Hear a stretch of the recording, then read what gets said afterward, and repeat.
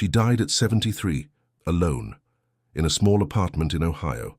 No children, no husband who had left 30 years earlier, no friends who had gradually disappeared from her life one by one. And when the neighbors finally opened the door, they found her lying on the floor. Sitting beside her was a ginger cat named Chester. He hadn't left. He wasn't looking for food. He was simply sitting there and looking at the door, as if waiting for someone to come and help her. The doctor who arrived said that from all indications the cat had been sitting like that for several hours, without moving. The neighbor took Chester in, and she would later say that in the first weeks he came to the door of that apartment every single day and sat in front of it, not meowing, just sitting and looking, as if waiting for her to come back. That question has haunted humanity for as long as humanity has existed. Do animals have a soul?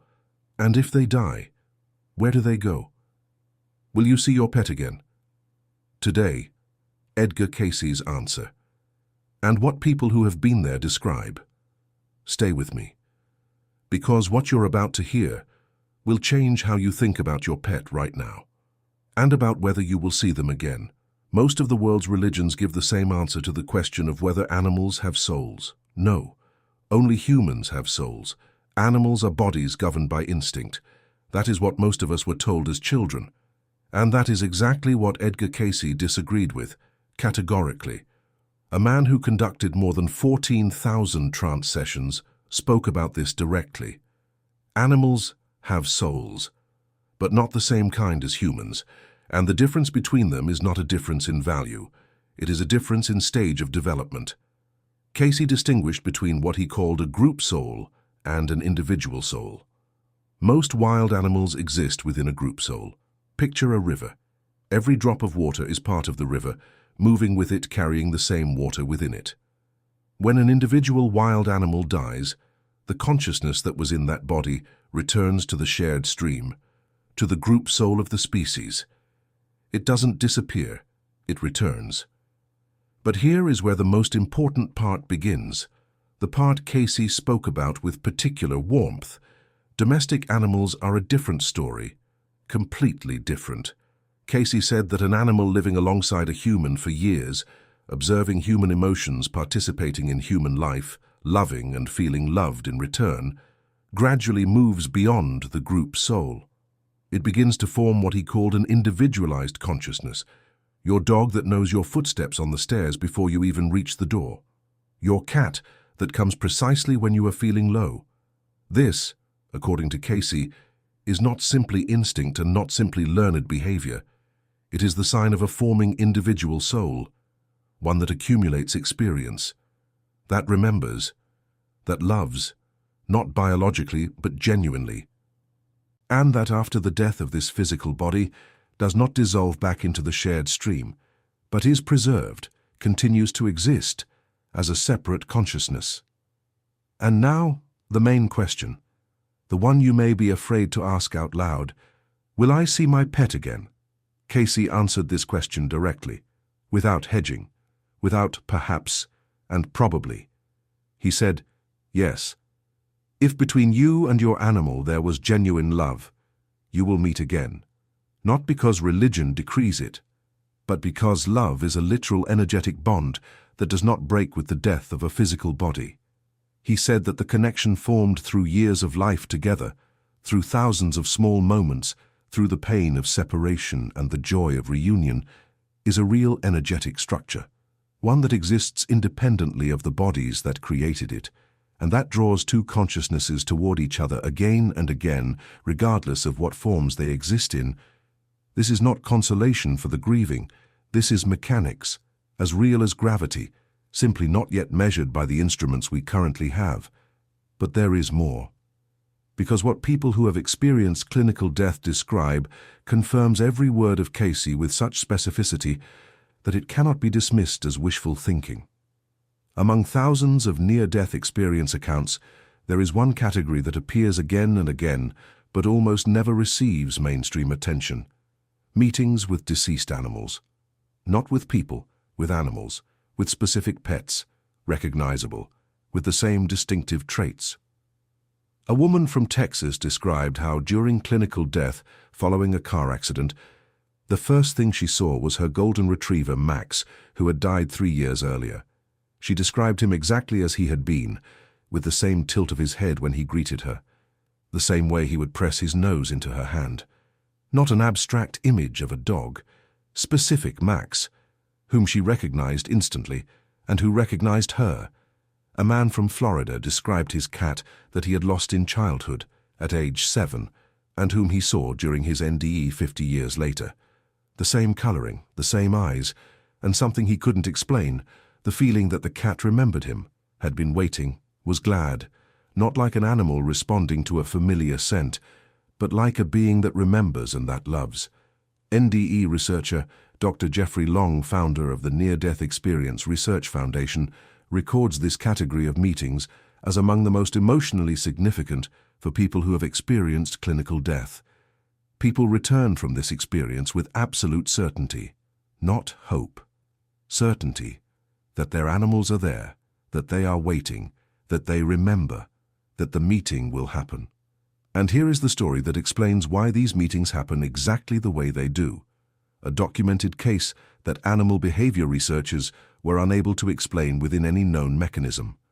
A woman lost her Labrador Oscar after 14 years together.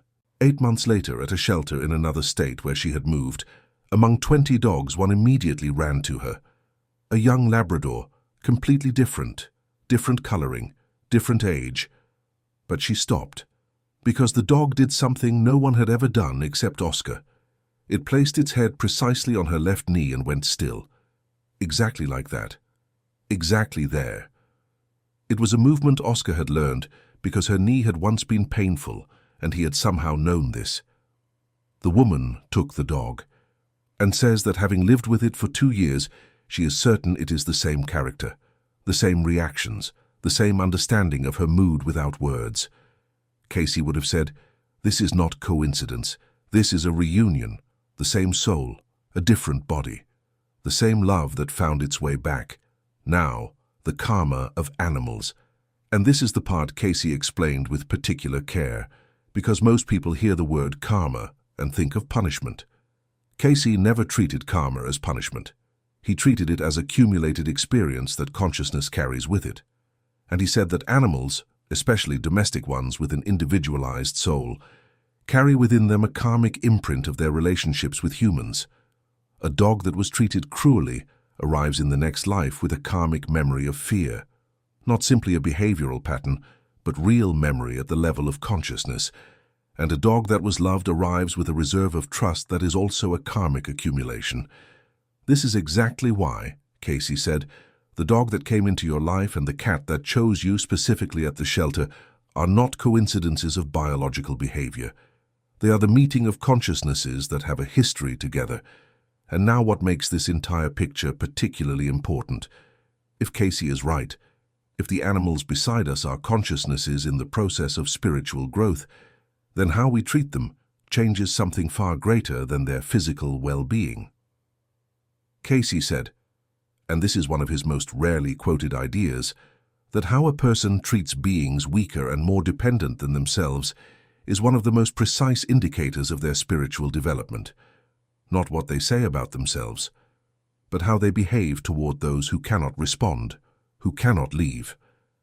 It is in these relationships that what a person truly is becomes visible, and it is this experience, according to Cayce, that is recorded in the karmic baggage the soul carries after death.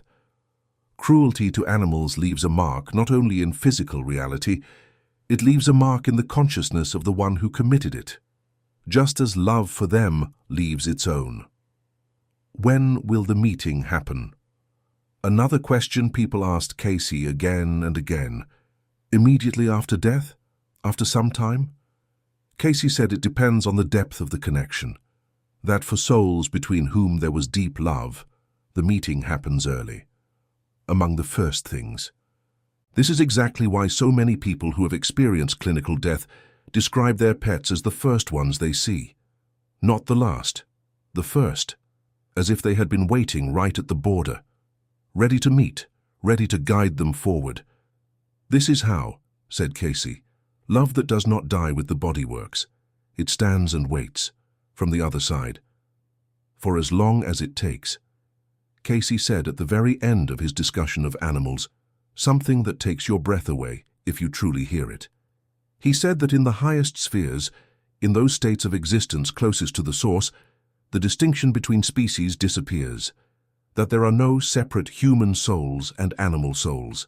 There is consciousness in different forms and at different stages of its journey, and that some of those we love here, in other incarnations, were something entirely other than human, and some of those we consider simply animals, in other forms and other times, were something we could not have predicted. This doesn't mean all cats were once people. It means that consciousness is not limited to any one form, and that the journey it makes is far stranger and far more beautiful than any of our categories can describe. The ginger cat Chester, who sat by the door of his deceased owner, he knew none of this. He simply loved and waited, because that is exactly what Cayce called the essence of a soul, not doctrine, not philosophy, but the capacity to love and to wait, regardless of the size of the body, regardless of how many words exist to describe it. If you have lost an animal you loved, Cayce would tell you this.